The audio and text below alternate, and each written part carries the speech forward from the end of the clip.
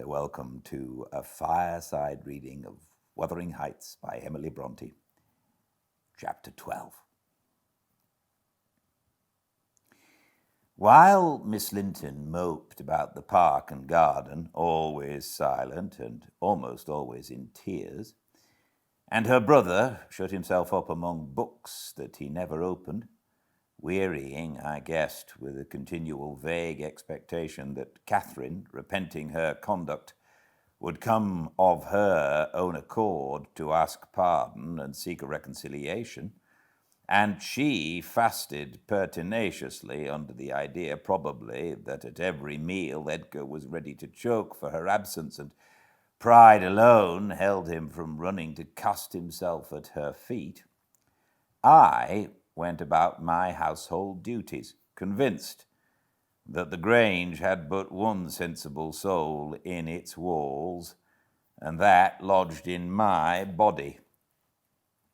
I wasted no condolences on Miss, nor any expostulations on my mistress, nor did I pay much attention to the sighs of my master, who yearned to hear his lady's name, since he might not hear her voice.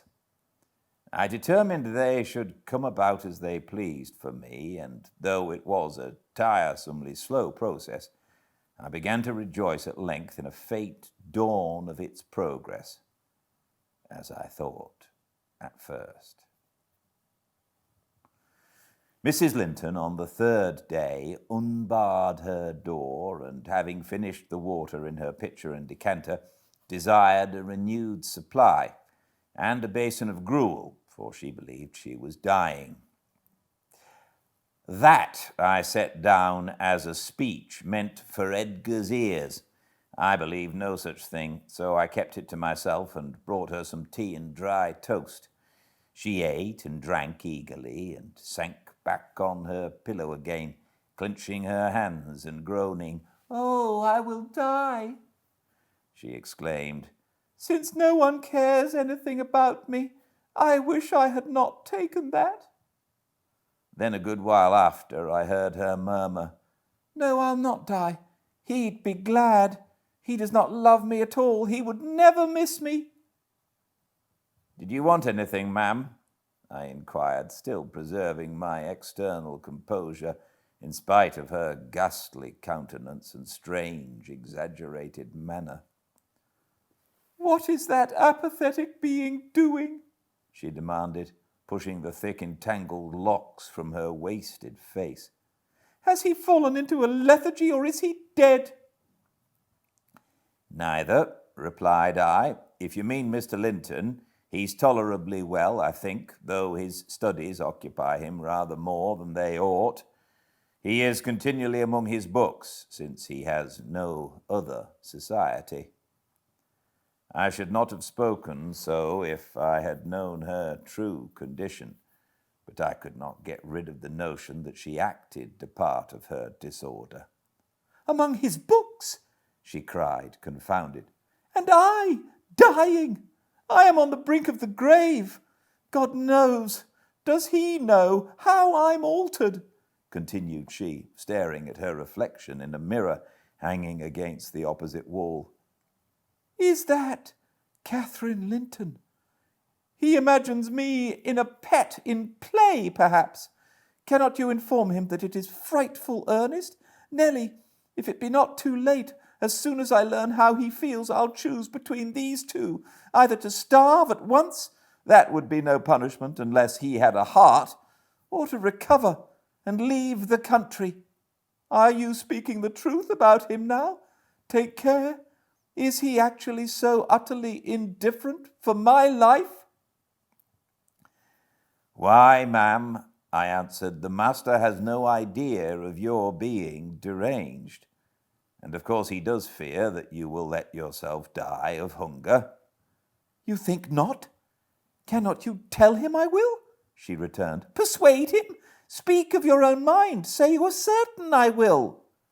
"No, you forget, Mrs. Linton," I suggested, "that you have eaten some food with a relish this evening, and tomorrow you will perceive its good effects." "If I were only sure it would kill him," she interrupted. "I'd kill myself directly. These 3 awful nights I've never closed my lids, and oh, I've been tormented, I've been hunted, Nellie. But I begin to fancy you don't like me. How strange. I thought, though everybody hated and despised each other, they could not avoid loving me. And they have all turned to enemies in a few hours. They have, I'm positive. The people here, how dreary to meet death, surrounded by their cold faces. Isabella, terrified and repelled, afraid to enter the room. It would be so dreadful to watch Catherine go, and Edgar standing solemnly by to see it over, then offering prayers of thanks to God for restoring peace to his house and going back to his books. What in the name of all that feels has he to do with books when I am dying?" She could not bear the notion which I had put into her head of Mr. Linton's philosophical resignation. Tossing about, she increased her feverish bewilderment to madness and tore the pillow with her teeth. Then, raising herself up, all burning, desired that I would open the window. We were in the middle of winter. The wind blew strong from the northeast, and I objected. Both the expressions flitting over her face and the changes of her moods began to alarm me terribly, and brought to my recollection her former illness and the doctor's injunction that she should not be crossed. A minute previously she was violent. Now, supported on one arm and not noticing my refusal to obey her, she seemed to find childish diversion in pulling the feathers from the rents she had just made and ranging them on the sheet according to their different species. Her mind had strayed to other associations. "That's a turkey," she murmured to herself, "and this is a wild ducks, and this is a pigeon's. Ah, they put pigeons' feathers in the pillows. No wonder I couldn't die. Let me take care to throw it on the floor when I lie down. And here is a moorcock's, and this, I should know it among 1,000. It's a lapwing's. Bonny bird wheeling over our heads in the middle of the moor. It wanted to get to its nest, for the clouds had touched the swells, and it felt rain coming. This feather was picked up from the heath. The bird was not shot. We saw its nest in the winter full of little skeletons. Heathcliff set a trap over it, and the old ones dared not come. I made him promise he'd never shoot a lapwing after that, and he didn't. Yes, here are more. Did he shoot my lapwings, Lily? Are they red, any of them? Let me look." "Give over with that baby work," I interrupted, dragging the pillow away and turning the holes towards the mattress, for she was removing its contents by handfuls. "Lie down and shut your eyes. You're wondering. There's a mess. The down is flying about like snow." I went here and there, collecting it. "I see in you, Nellie," she continued dreamily, "an aged woman. You have grey hair and bent shoulders. This bed is the fairy cave under Penistone Crags, and you are gathering elf bolts to hurt our heifers, pretending while I am near that they are only locks of wool. That's what you'll come to 50 years hence. I know you are not so now. I'm not wondering. You're mistaken, or else I should believe you really were that withered hag, and I should think I was under Penistone Crags. And I'm conscious it's night, and there are 2 candles on the table, making the black press shine like jet." "The black press? Where is that?" I asked. "You were talking in your sleep." "It's against the wall, as it always is," she replied. It does appear odd. I see a face in it. There's no press in the room, and never was, said I, resuming my seat and looping up the curtain that I might watch her. Don't you see that face? She inquired, gazing earnestly at the mirror. And say what I could, I was incapable of making her comprehend it to be her own. So I rose and covered it with a shawl. It's behind there still, she pursued anxiously. And it stirred. Who is it? I hope it will not come out when you're gone, oh Nellie. The room is haunted. I'm afraid of being alone. I took her hand in mine and bid her be composed, for a succession of shudders convulsed her frame, and she would keep straining her gaze towards the glass. There's nobody here, I insisted. It was yourself, Mrs. Linton. You knew it a while since. Myself, she gasped. And the clock is striking 12. It's true, then. That's dreadful. Her fingers clutched the clothes and gathered them over her eyes. I attempted to steal to the door with an intention of calling her husband, but I was summoned back by a piercing shriek. The shawl had dropped from the frame. Why, what is the matter? I cried. Who is coward now? Wake up! That is the glass, Mrs. Linton, and you see yourself in it, and there am I too, by your side. Trembling and bewildered, she held me fast, but the horror gradually passed from her countenance. Its paleness gave place to a glow of shame. Oh dear, I thought I was at home, she sighed. I thought I was lying in my chamber at Wuthering Heights. Because I'm weak, my brain got confused, and I screamed unconsciously. Don't say anything, but stay with me. I dread sleeping.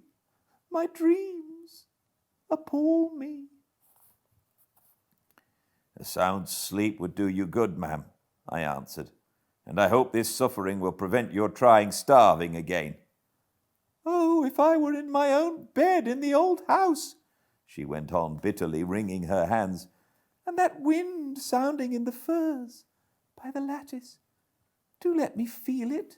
It comes straight down the moor. Do let me have one breath. To pacify her, I held the casement ajar a few seconds. A cold blast rushed through. I closed it and returned to my post. She lay still now, her face bathed in tears. Exhaustion of body had entirely subdued her spirit. Our fiery Catherine was no better than a wailing child. How long is it since I shut myself in here? She asked, suddenly reviving. It was Monday evening, I replied, and this is Thursday night, or rather Friday morning at present. What, of the same week? She exclaimed. Only that brief time? Long enough to live on nothing but cold water and ill temper, observed I. Well, it seems a weary number of hours, she muttered doubtfully. It must be more. I remember being in the parlour after they had quarrelled, and Edgar being cruelly provoking, and me running into this room, desperate.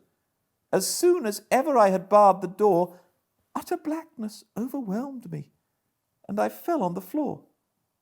I couldn't explain to Edgar how certain I felt of having a fit or going raging mad if he persisted in teasing me. I had no command of tongue or brain, and he did not guess my agony. Perhaps it barely left me sense to try to escape from him and his voice. Before I recovered sufficiently to see and hear, it began to be dawn, and Nellie, I'll tell you what I thought, and what has kept recurring and recurring till I feared for my reason. I thought, as I lay there with my head against the table leg and my eyes dimly discerning the grey square of the window, that I was enclosed in the oak-panelled bed at home, and my heart ached with some great grief which Just waking, I could not recollect. I pondered and worried myself to discover what it could be, and most strangely, the whole last 7 years of my life grew a blank. I did not recall that they had been at all. I was a child. My father was just buried, and my misery arose from the separation that Hindley had ordered between me and Heathcliff. I was laid alone for the first time, and rousing from a dismal doze after a night of weeping, I lifted my hand to push the panels aside. It struck the tabletop. I swept it along the carpet, and then memory burst in. My late anguish was swallowed in a paroxysm of despair. I cannot say why I felt so wildly wretched. It must have been temporary derangement, for there is scarcely cause.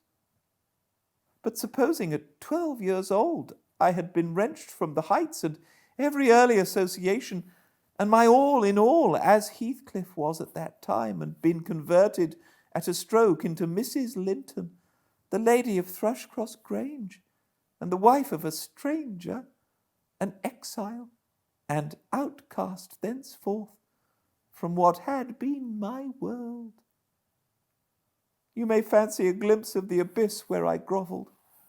Shake your head as you will, Nelly, you have helped to unsettle me. You should have spoken to Edgar. Indeed you should, and compelled him to leave me quiet. Oh, I'm burning. I wish I were out of doors. I wish I were a girl again, half savage and hardy and free, and laughing at injuries, not maddening under them. Why am I so changed? Why does my blood rush into a hell of tumult at a few words? I'm sure I should be myself were I once among the heather of those hills. Open the window wide again. Fasten it open, quick. Why don't you move? Because I won't give you your death of cold, I answered. You won't give me a chance of life, you mean, she said sullenly. However, I'm not helpless yet. I'll open it myself. And sliding from the bed before I could hinder her, she crossed the room, walking very uncertainly, threw it back and bent out, careless of the frosty air that cut about her shoulders as keen as a knife. I entreated and finally attempted to force her to retire, but I soon found her delirious strength much surpassed mine. She was delirious, I became convinced by her subsequent actions and ravings. There was no moon, and everything beneath lay in misty darkness.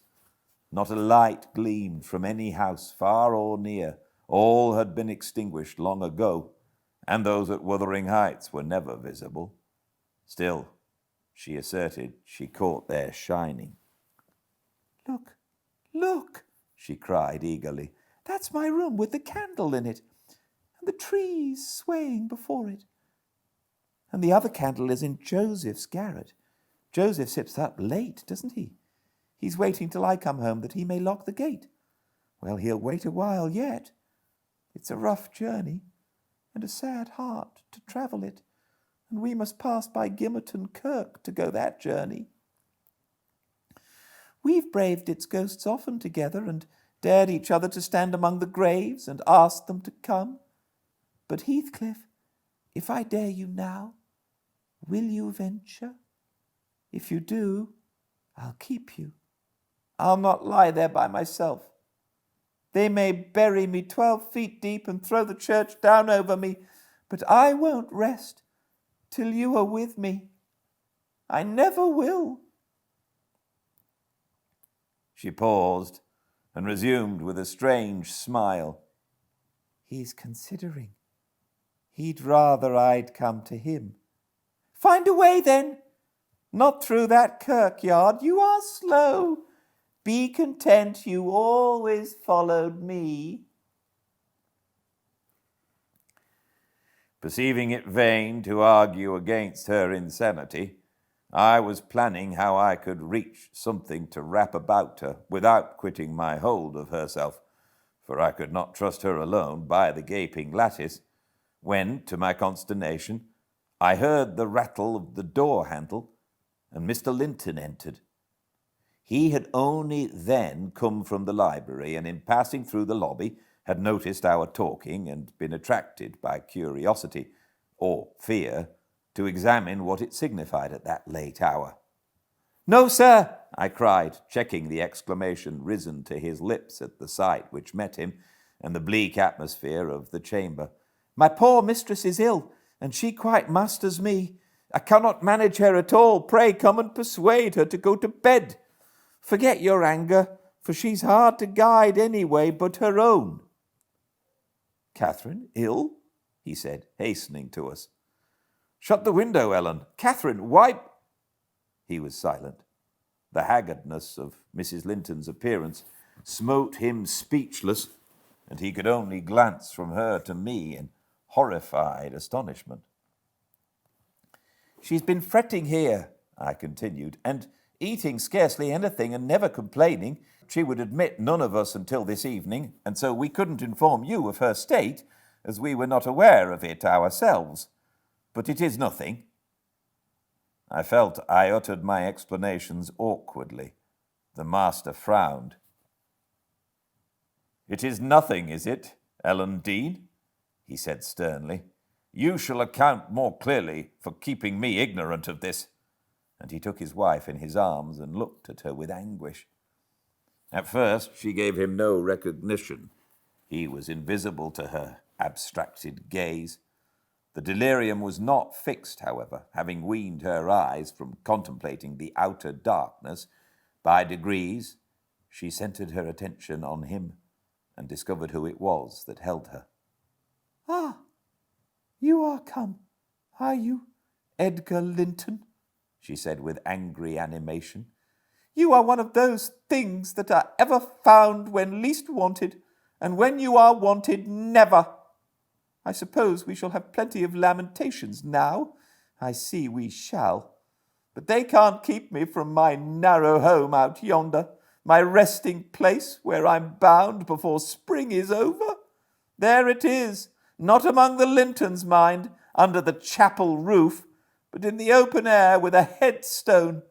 And you may please yourself whether you go to them or come to me." "Catherine, what have you done?" commenced the master. "Am I nothing to you any more? Do you love that wretch Heath—" "Hush!" cried Mrs. Linton. "Hush this moment. You mention that name, and I end the matter instantly by a spring from the window. What you touch at present you may have, but my soul will be on that hilltop before you lay hands on me again. I don't want you, Edgar. I'm past wanting you. Return to your books. I'm glad you possess a consolation, for all you had in me is gone." "Her mind wanders, sir," I interposed. "She has been talking nonsense the whole evening, but let her have quiet and proper attendance, and she'll rally. Hereafter we must be cautious how we vex her." "I desire no further advice from you," answered Mr. Linton. "You knew my mistress's nature, and you encouraged me to harass her, and not to give me one hint of how she's been these 3 days. It was heartless. Months of sickness could not cause such a change." I began to defend myself, thinking it too bad to be blamed for another's wicked waywardness. "I knew Mrs. Linton's nature to be headstrong and domineering," cried I, "but I didn't know that you wished to foster her fierce temper. I didn't know that, to humour her, I should wink at Mr. Heathcliff. I performed the duty of a faithful servant in telling you, and I have got a faithful servant's wages. Well, it will teach me to be careful next time. Next time you may gather intelligence for yourself." "The next time you bring a tale to me, you shall quit my service, Ellen Dean," he replied. "You'd rather hear nothing about it, I suppose, then, Mr. Linton," said I. "Heathcliff has your permission to come a-courting to Miss, and to drop in at every opportunity your absence offers, on purpose to poison the mistress against you." confused as Catherine was, her wits were alert at applying our conversation. "Ah, Nellie has played traitor," she exclaimed passionately. "Nellie is my hidden enemy." "You witch! So you do seek elf bolts to hurt us. Let me go and I'll make her rue. I'll make her howl a recantation." The maniac's fury kindled under her brows. She struggled desperately to disengage herself from Linton's arms.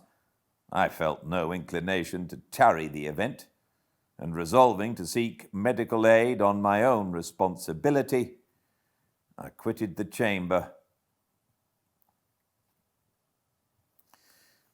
In passing the garden to reach the road at a place where a bridle hook is driven into the wall, I saw something white moved irregularly, evidently by another agent than the wind.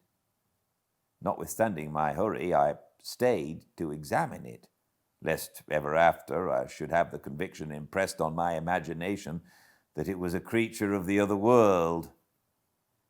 My surprise and perplexity were great in discovering, by touch more than vision, Miss Isabella's Springer fanny, suspended by a handkerchief and nearly at its last gasp. I quickly released the animal and lifted it into the garden. I had seen it follow its mistress upstairs when she went to bed, and wondered much how it could have got out there, and what mischievous person had treated it so. While untying the knot round the hook, it seemed to me that I repeatedly caught the beat of horses' feet galloping at some distance.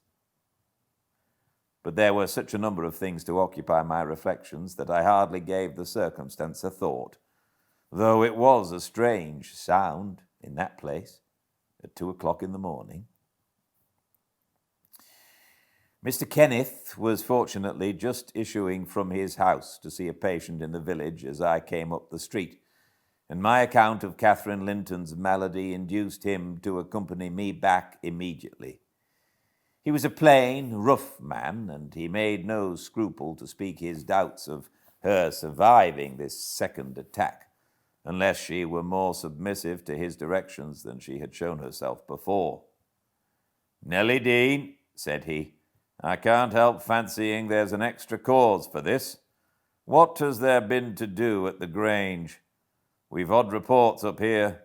A stout, hearty lass like Catherine does not fall ill for a trifle, and that sort of people should not either. It's hard work bringing them through fevers and such things. How did it begin?" "The master will inform you," I answered. "But you are acquainted with the Earnshaw's violent dispositions, and Mrs. Linton caps them all. I may say this, it commenced in a quarrel. She was struck during a tempest of passion with a kind of fit. That's her account at least, for she flew off in the height of it and locked herself up. Afterwards she refused to eat, and now she alternately raves and remains in a half-dream, knowing those about her, but having her mind filled with all sorts of strange ideas and illusions." "Mr. Linton will be sorry," observed Kenneth interrogatively. "Sorry? He'll break his heart should anything happen," I replied. "Don't alarm him more than necessary." "Well, I told him to beware," said my companion, "and he must bide the consequences of neglecting my warning. Hasn't he been intimate with Mr. Heathcliff lately?" "Heathcliff frequently visits at the Grange," answered I, "though more on the strength of the mistress having known him when a boy than because the master likes his company. At present he's discharged from the trouble of calling, owing to some presumptuous aspirations after Miss Linton, which he manifested. I hardly think he'll be taken in again." "And does Miss Linton turn a cold shoulder on him?" was the doctor's next question. "I'm not in her confidence," returned I, reluctant to continue the subject. "No, He's a sly one, he remarked, shaking his head. She keeps her own counsel, but she's a real little fool. I have it from good authority that last night, and a pretty night it was, she and Heathcliff were walking in the plantation at the back of your house above 2 hours, and he pressed her not to go in again, but just mount his horse and away with him. My informant said she could only put him off by pledging her word of honor to be prepared on their first meeting after that. When it was to be, he didn't hear. But you urge Mr. Linton to look sharp. This news filled me with fresh fears. I outstripped Kenneth and ran most of the way back. The little dog was yelping in the garden, yet I spared a minute to open the gate for it, but instead of going to the house door, it coursed up and down, snuffing the grass, and would have escaped to the road had I not seized it and conveyed it in with me. On ascending to Isabella's room, my suspicions were confirmed. It was empty. Had I been a few hours sooner, Mrs. Linton's illness might have arrested her rash step. But what could be done now? There was a bare possibility of overtaking them if pursued instantly. I could not pursue them, however, and I dared not rouse the family and fill the place with confusion, still less unfold the business to my master, absorbed as he was in his present calamity, and having no heart to spare for a second grief.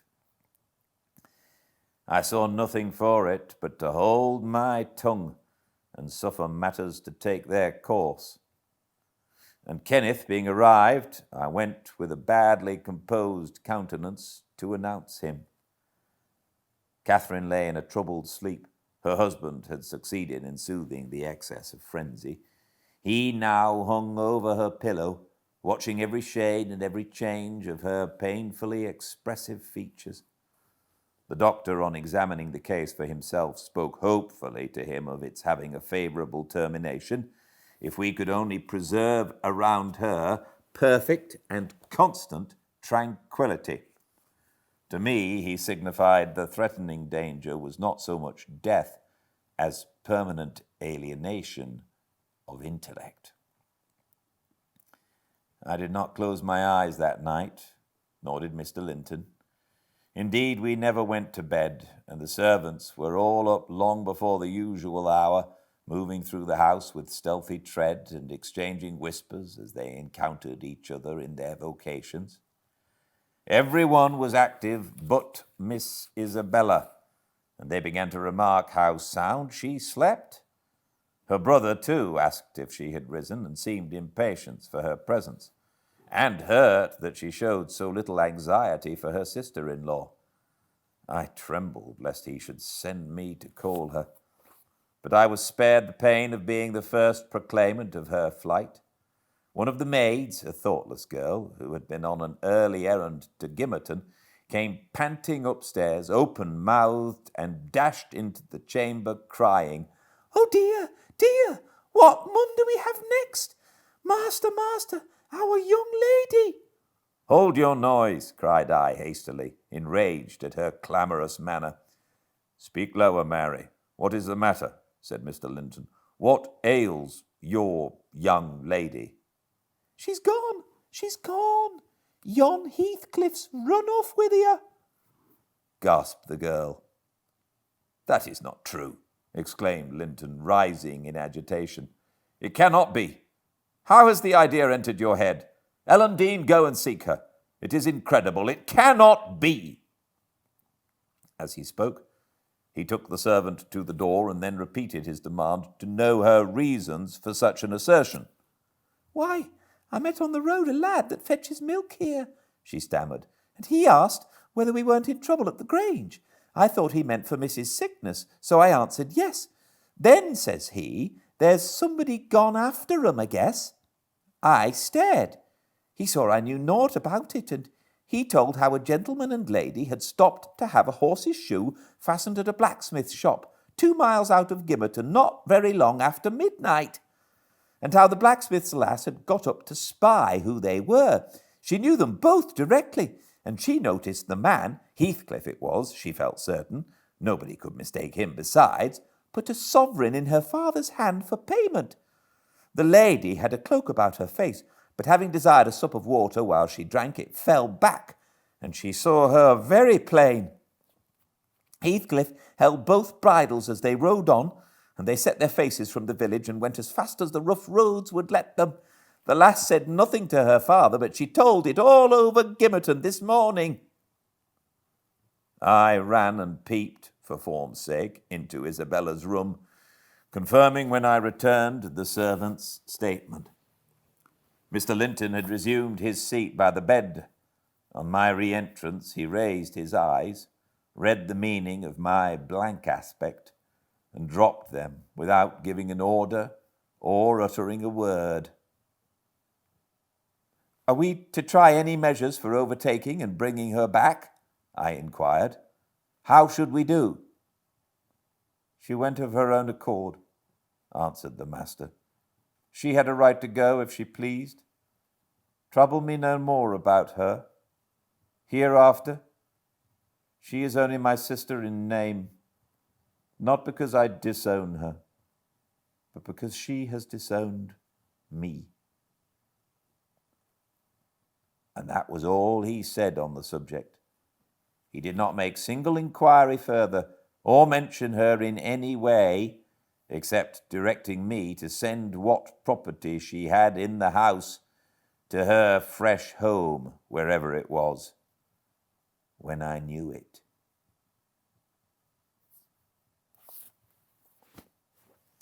Thank you so much for joining me, and I look forward to seeing you very soon, 5 tomorrow, Pacific time, for the next chapter of Wuthering Heights. That's on Instagram, at Fireside Reading. And if you want to watch and listen to any of the previous chapters of Wuthering Heights or any of the previous chapters of any of the other books we've done, you can go to the YouTube channel Fireside Reading and find everything there. And if you do watch, and if you like, please, would you like and subscribe and comment? I certainly like getting those. Until I see you again, please be very well. Good night.